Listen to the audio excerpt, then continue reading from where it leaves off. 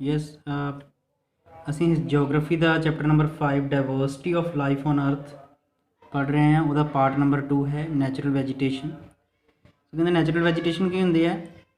ਉਹ ਪਲਾਂਟਸ ਜਿਹੜੇ ਕਿਸੇ ਵੱਡੇ ਏਰੀਆ ਦੇ ਵਿੱਚ ਗਰੋ ਕਰਦੇ ਨੇ ਨੈਚੁਰਲੀ, ਕੁਦਰਤੀ ਤੌਰ ਦੇ ਉੱਪਰ, ਜਿਨ੍ਹਾਂ ਨੂੰ ਕੋਈ ਬੰਦਾ ਨਹੀਂ ਉਗਾਉਂਦਾ।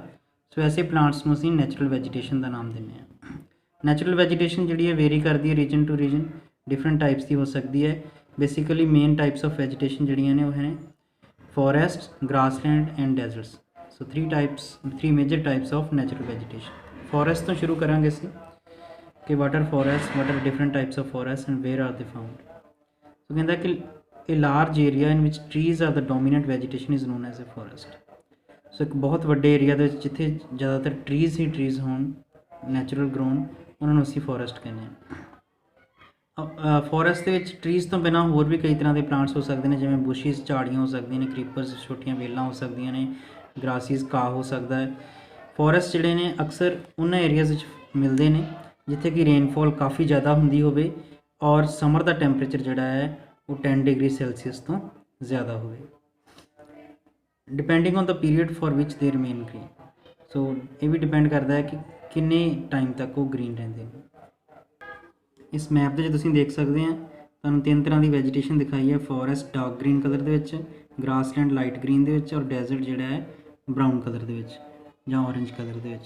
ਤੁਸੀਂ ਦੇਖ ਸਕਦੇ ਆ ਕਿ ਜਿਹੜਾ ਡਾਰਕ ਗ੍ਰੀਨ ਕਲਰ ਹੈ ਜਿੱਥੇ ਜਿੱਥੇ ਵੀ ਦਿਖਾਇਆ ਹੈ ਇੱਥੇ ਜਿਹੜੇ ਨੇ ਫੋਰੈਸਟ ਨੇ, ਜਿੱਥੇ ਲਾਈਟ ਗ੍ਰੀਨ ਕਲਰ ਦਿਖਾਇਆ ਹੈ ਉਸ ਜਗ੍ਹਾ ਦੇ ਉੱਪਰ ਜਿਹੜਾ ਹੈ ਗ੍ਰਾਸਲੈਂਡਸ ਨੇ, ਔਰ ਜਿੱਥੇ ਔਰੇਂਜ ਔਰ ਬਰਾਊਨ ਟਾਈਪ ਦਾ ਕਲਰ ਦਿਖਾਇਆ ਹੈ ਉੱਥੇ ਡੈਜ਼ਰਟਸ ਨੇ।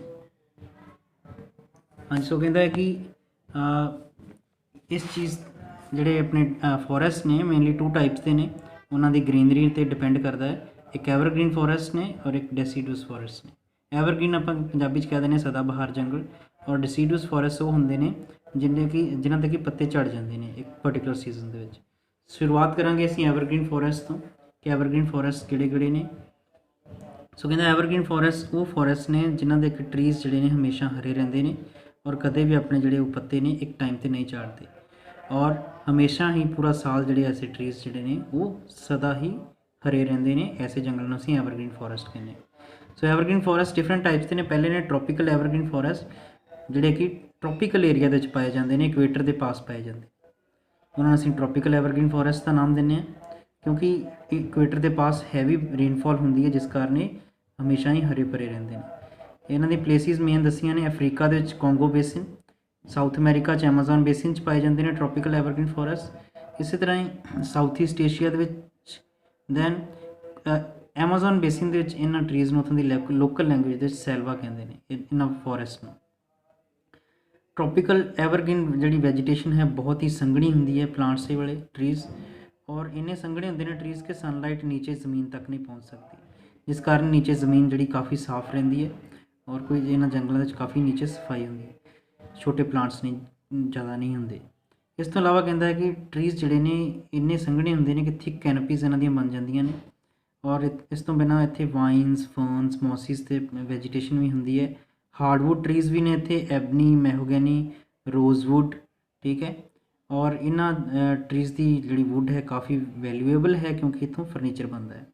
नैक्सट टाइप के फॉरेस्ट ने कोनीफेरस फॉरेस्ट, ये कोल्ड एरियाज़ होंगे ने, और जोड़े ने थोड़ी इन्हों की जी शेप है कोन टाइप की होंगी है, जिमें पाइन है, फर है, बेसिकली मेन ट्रीज़। ये जोड़े ट्रीज़ ने इन्हों कोनीफर्स भी कहा जाता है और इन्हों बोरियल फॉरेस्ट का नाम भी दिता जाता है। Basically higher latitudes of northern hemisphere के उपर पाए जाते हैं, और इस तो बिना सब ट्रॉपिकल हाईलैंड एरियाज़ भी इन्हों की अवेलेबिलिटी है।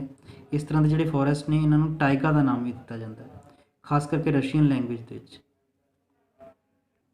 सो जो कॉनीफेरस ट्रीज़ ने इन्हों तो सूँ सॉफ्टवुड मिलती है जो कि पेपर, पल्प और मैच स्टिक्स बनाने के काम आती है। नैक्सट आता साढ़े को temperate evergreen forest. Temperate evergreen forest जोड़े ने टैंपरेट रीजनस पाए जाते हैं beyond the 45 degree latitudes. 45 degree latitudes के आस पास जोड़ा है असीं देख सकते हैं। The eastern margins of the continents have temperate evergreen forest, और इस जगह के उपर जोड़ा है 45 डिग्री लैटीट्यूड्स के पास कॉन्टीनेंट्स के ईस्टर्न साइड के उपर जोड़ा है ये फॉरेस्ट पाए जाते हैं। They are actually mixed forest with evergreen conifers and deciduous trees. ਔਰ ਇੱਥੇ ਐਵਰਗ੍ਰੀਨ ਕੋਨੀਫਰਸ ਟਰੀਜ਼ ਕਾਫੀ ਨੇ ਔਰ ਕੁਝ ਡੈਸੀਡਸ ਟਰੀਜ਼ ਵੀ ਪਾਏ ਜਾਂਦੇ ਨੇ, ਜਿਵੇਂ beech, maple, oak. Deciduous trees shed all their leaves in certain season. ਸਾਨੂੰ ਪਤਾ ਹੈ ਕਿ ਜਿਹੜੇ ਡੈਸੀਡਸ ਟਰੀਜ਼ ਹੁੰਦੇ ਨੇ ਇਸ ਡਰਾਈ ਸੀਜ਼ਨ ਦੇ ਵਿੱਚ ਆਪਣੇ ਪੱਤੇ ਜਿਹੜੇ ਨੇ ਝਾੜ ਦਿੰਦੇ ਨੇ। ਕਿਹੜੇ ਕਿਹੜੇ ਕੰਟਰੀਜ਼ ਟੈਂਪਰੇਟ ਐਵਰਗ੍ਰੀਨ ਫੋਰੈਸਟ ਪਾਏ ਜਾਂਦੇ ਨੇ, ਜਿਵੇਂ Japan, north eastern China, north eastern USA। Then ਸਾਡੇ ਕੋਲ ਆਉਂਦਾ ਹੈ ਮੈਡੀਟਰੇਨੀਅਨ ਫੋਰੈਸਟ।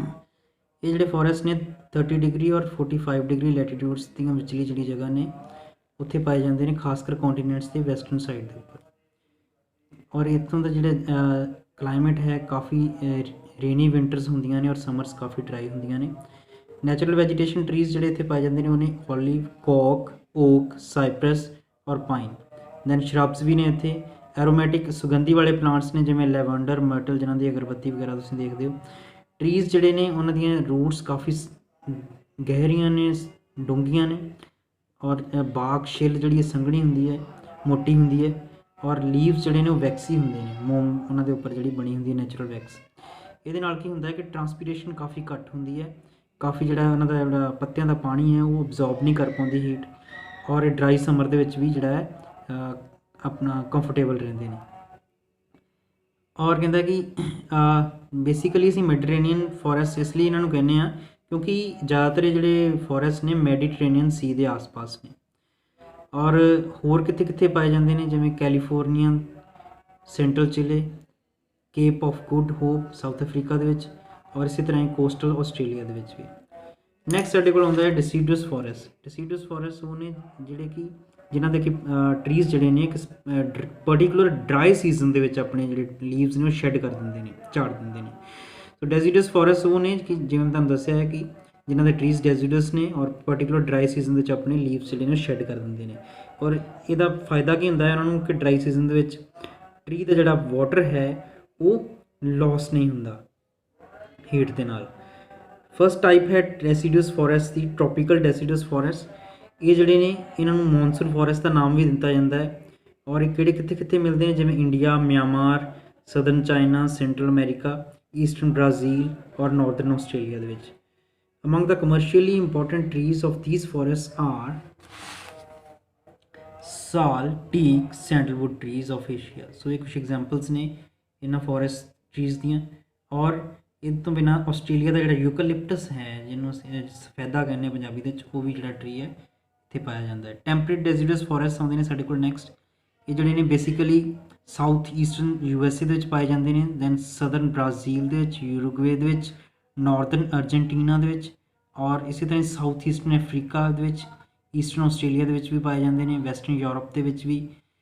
ਔਰ ਐਗਜ਼ਾਮਪਲਸ ਦੱਸ ਰਿਹਾ ਇਹਨਾਂ ਟਰੀਜ਼ ਦੀ, ਜਿਵੇਂ ਬੀਚ, ਮੈਪਲ, ਵਾਲਨਟ, ਚੈਸਟਨਟ, ਔਰ ਇਹਨਾਂ ਦੇ ਬ੍ਰੌਡ ਲੀਵਸ ਹੁੰਦੇ ਨੇ ਔਰ ਬੇਸਿਕਲੀ ਡੈਸੀਡਸ ਟਰੀਜ਼ ਨੇ। Next wildlife in forest. ਜੰਗਲਾਂ ਦੇ ਵਿੱਚ ਜਿਹੜੀ ਵਾਈਲਡ ਲਾਈਫ ਹੈ, ਕਿਸ ਤਰ੍ਹਾਂ ਦੇ ਜੀਵ ਰਹਿੰਦੇ ਨੇ ਇਹਨਾਂ ਫੋਰੈਸਟ ਦੇ ਵਿੱਚ, ਜਿਵੇਂ ਐਨੀਮਲਸ ਹੋ ਗਏ, ਬਰਡਸ ਹੋ ਗਏ, ਇਨਸੈਕਟ ਹੋ ਗਏ, ਰੈਪਟਾਈਲਸ, ਰਿੰਗਣ ਵਾਲੇ ਜੀਵ ਹੋ ਗਏ, ਸਭ ਇੱਦਾਂ ਜੰਗਲਾਂ 'ਚ ਰਹਿੰਦੇ ਨੇ। ਇਸੇ ਤਰ੍ਹਾਂ ਐਲੀਫੈਂਟਸ, ਟਾਈਗਰਸ, ਪੈਂਥਰਸ, ਜੈਕਲਸ, ਡੀਅਰ, ਚਿੰਪੈਂਜੀ, ਗੋਰੀਲਾਸ, ਕ੍ਰੋਕੋਡਾਈਲਸ, ਔਰ ਬਹੁਤ ਸਾਰੇ ਟਾਈਪਸ ਦੇ ਮੰਕੀਜ਼, ਬਰਡਸ, ਸਨੇਕਸ, ਇਨਸੈਕਟਸ, ਸਭ ਇਹਨਾਂ ਟ੍ਰੋਪੀਕਲ ਅਤੇ ਸਬ ਟ੍ਰੋਪੀਕਲ ਫੋਰੈਸਟ ਵਿੱਚ ਮਿਲਦੇ ਨੇ। ਇਸੇ ਤਰ੍ਹਾਂ ਕੈਰੀਬੂ, ਮੂਜ਼, ਬੀਅਰਸ, ਬੀਵਰਸ, ਵੁਲਵਸ, ਇਹ ਸਭ ਕੋਨੀਫੇਰਸ ਫੋਰੈਸਟ ਦੇ ਵਿੱਚ ਮਿਲਦੇ ਨੇ। So that's all for today. Thank you.